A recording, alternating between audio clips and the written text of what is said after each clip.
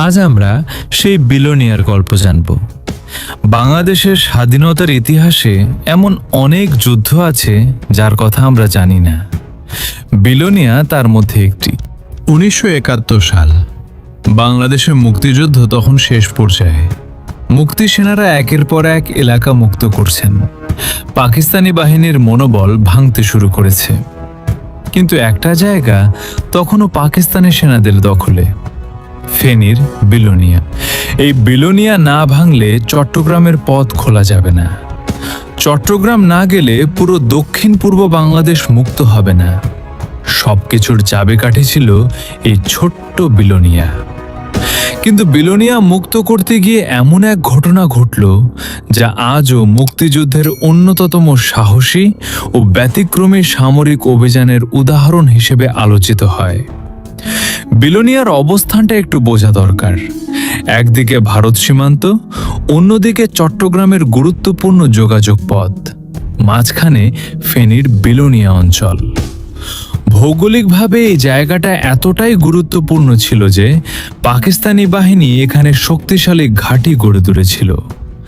ভারী অস্ত্র আর প্রশিক্ষিত সৈন্য নিয়ে তারা তৈরি করেছিল এক দুর্ভেদ্য দুর্গ।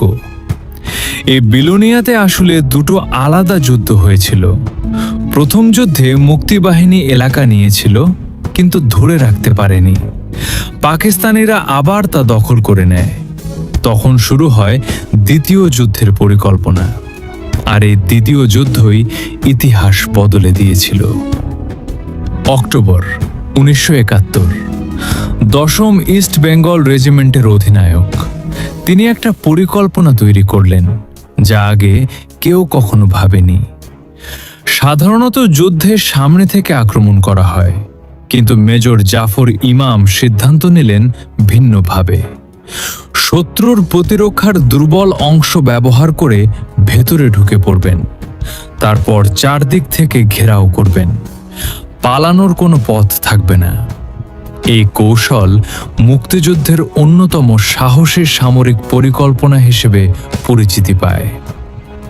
4 নভেম্বর 1971, সারাদিন বৃষ্টি। রাতেও বৃষ্টি থামেনি, কিন্তু মুক্তিযোদ্ধারা থামেননি। সেই ঝড় বৃষ্টির রাতে মুহুরী নদীর পাড় ঘেঁষে নীরবে এগিয়ে যাচ্ছেন 10ম ইস্ট বেঙ্গল রেজিমেন্টের সদস্যরা। কোনো শব্দ নেই, কোনো আলো নেই, শুধু অন্ধকার আর বৃষ্টির শব্দ। একদিক থেকে সেকেন্ড লেফটেন্যান্ট মিজানের বি কোম্পানি, আরেক দিক থেকে ক্যাপ্টেন হেলাল মোর্শেদের ডেল্টা কোম্পানি, আর পূর্ব দিক থেকে ক্যাপ্টেন মাহফুজের কোম্পানি। 3 দিক থেকে 3টি দল নীরবে ঘিরে ফেলছে বিলোনিয়া। পাকিস্তানি সেনারা যখন তাদের বাংকারে বসে বৃষ্টির শব্দ শুনছিল, তখন তাদের অজান্তেই মাত্র কয়েক গজ দূরে মুক্তিযোদ্ধারা নিখুঁত নিঃশব্দে কোদাল দিয়ে মাটি খুঁড়ছিলেন। শত্রুর নাকের ডগায় বসে তারা তৈরি করছিলেন নিজেদের বাংকার। একে বলা হয় সাইলেন্ট ইনফিল্ট্রেশন বা নিভৃত অনুপ্রবেশ। ভোর হলো। পাকিস্তানিরা চোখ কচলে তাকিয়ে স্তব্ধ হয়ে গেল। তারা দেখল চারদিক ঘেরা।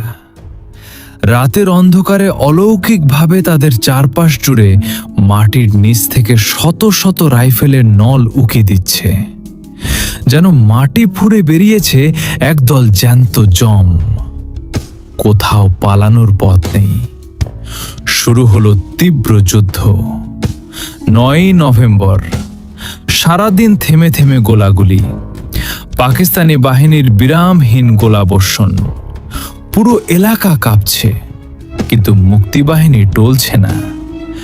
যুদ্ধ যখন চরম তুঙ্গে, তখন ফেনী সদর থেকে বিলোনিয়ার অবরুদ্ধ সেনাদের সাহায্য করতে রেললাইন ধরে একটি ট্রলি ছুটে আসছিল। তাতে ছিলেন পাকিস্তানি বাহিনীর একজন অহংকারী ক্যাপ্টেন আর তার ভারী অস্ত্রধারী দল। কিন্তু মুক্তিযোদ্ধারা আগেই রেললাইনের 2 পাশে অত পেতেছিলেন। ট্রলিটি ফাঁদের মধ্যে ঢোকা মাত্র চারদিক থেকে গর্জে উঠল মুক্তিযোদ্ধাদের রাইফেল। মুহূর্তের মধ্যে ঝাঁঝরা হয়ে গেল ট্রলিটি। খতম হলো পাকিস্তানি ক্যাপ্টেন। শত্রু বুঝল বাইরে থেকে সাহায্য আসার সব পথ বন্ধ। ঠিক তখনই পাকিস্তানি বাহিনী নিল এক ভয়ঙ্কর সিদ্ধান্ত, আকাশ থেকে আক্রমণ। হঠাৎ আকাশে গর্জন, 4টি F-86 স্যাবার জেট যুদ্ধ বিমান ঘন্টায় 1000 কিলোমিটারেরও বেশি গতিতে ছুটে আসছে। নিচু হয়ে মেশিন গান আর রকেট হামলা চালাচ্ছে গ্রামের মানুষের উপর। মুক্তিযোদ্ধাদের হাতে কোনো বিমান বিধ্বংসী অস্ত্র নেই। সাধারণ অস্ত্র দিয়ে এই গতির যুদ্ধ বিমান ধ্বংস করা এ যেন কল্পনার বাইরে। কিন্তু তখনই এক অসাধারণ সিদ্ধান্ত নেওয়া হলো, হাতে যা আছে তাই দিয়েই লড়তে হবে। মিডিয়াম মেশিন গান, সেটা দিয়েই বিমান ঠেকাতে হবে। হাবিলদার হাসমত, সেদিন তিনি মেশিন গানের ট্রিগারে হাত রাখলেন। তিনি জানতেন বিমানের দিকে গুলি ছুড়লে মেজের অবস্থান ফাঁস হয়ে যাবে এবং পরের সেকেন্ডেই বিমানের রকেট এসে তাকে উড়িয়ে দেবে। এটা ছিল নিশ্চিত মৃত্যুর মুখোমুখি দাঁড়ানো।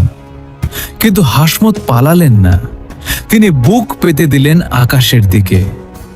বিমানটি যখন একদম নিচু হয়ে ধেয়ে আসছিল, চোখের পলকে হাসমত এক চুলও কাঁপলেন না।